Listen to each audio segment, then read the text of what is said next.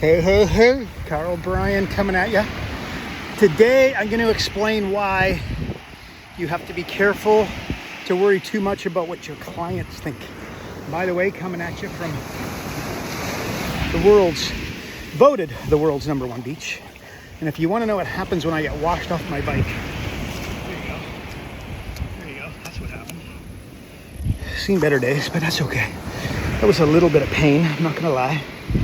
A little bit of blood. Who cares? Let's go. Okay, so when the concern you've got is you worry what your client thinks because you don't want them to cancel you. In doing so, it's you know how if I ask you what you want, you end up telling me what you don't want? No doubt you've heard that, right? With ridiculous predictability. So what we're trying to do is avoid what we don't want. And then what ends up happening when you spend all your time concentrating on what you don't want, and you be correct, you run right into it. That's what I did in an aggressive driving course once. And you rip around the witches, the cones, witches hats, depending upon what kind of country you're in, which you refer to them as. But when you concentrated on the cones, you ram straight into them, and then you go in and do some training and they teach you to concentrate on the area in between the cones, right? So you ended up going like 25% faster. Oh, my foot is killing me. But anyways, you go 25% faster without any extra training apart from, cognitive in a classroom, like here's what you do.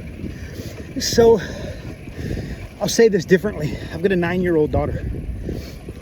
I am her parent, obviously. A very engaged, passionate, conscientious father who's, I don't just act. I like to think I'm not perfect by any stretch of imagination. She'll tell you that. My wife will tell you that. But that being said, I don't ask her how to parent. I don't worry about what she thinks about my parenting. If I were to be doing that, I'll let you decide how good my parenting would be, right? And the answer is not very good. So when you're coaching your client, that my dad has a saying, and by the way, he heard it from others, but he says it, so I'm telling you, he said it, he didn't make it up. But the tail, you gotta be careful when the tail wags the dog, right? You get that? The tail wags the dog. What's that look like? That's like you're running a company and all the staff are telling the boss what to do. Without being involved in that company, tell me a little bit about the culture. Tell me a little bit about the discipline. Tell me a little bit about the vision. Tell me a little bit about the leadership.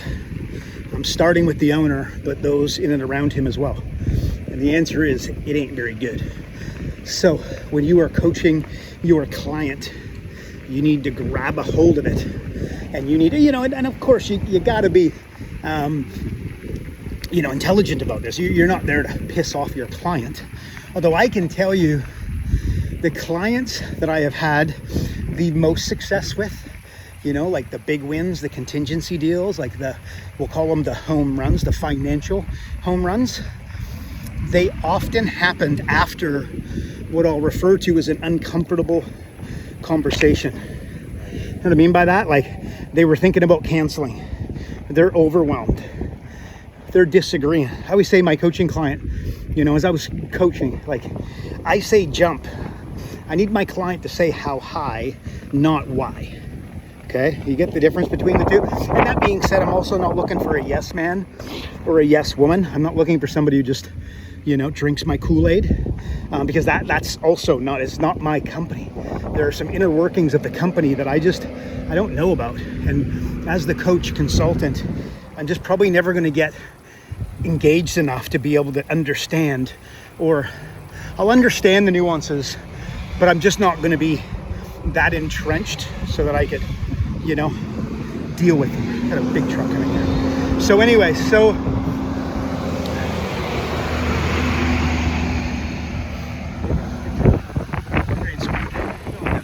building site. There you go.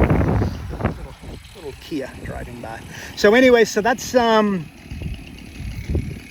yeah, be careful. The tail doesn't wag the dog. When you coach your clients, if you are worried about losing your coaching client, I don't need to be involved in that relationship to know that it might be pretty short-lived.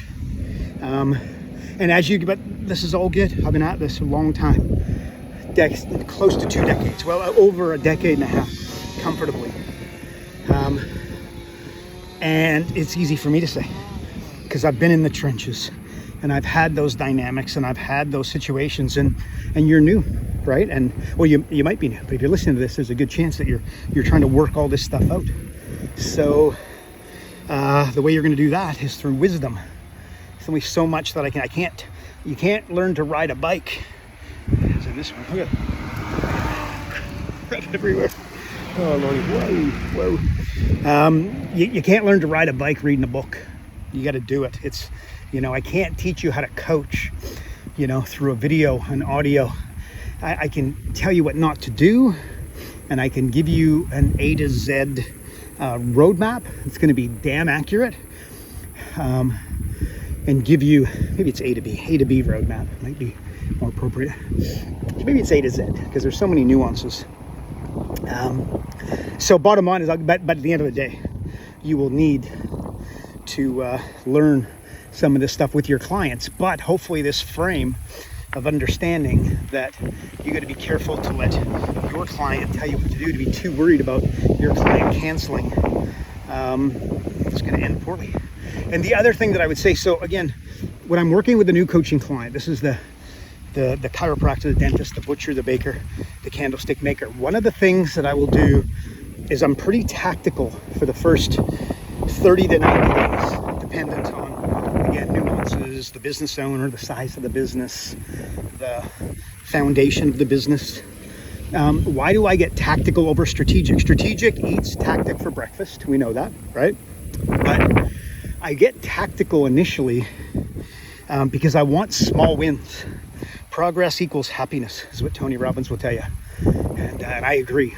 So little wins will allow me to get those bigger wins later on. So early in my relationship, I want them to feel some, I want to feel some wins, pretty obvious. So you're getting a little more, you'll get way more, you get those small wins from tactics as opposed to strategy, because strategy can take a little bit.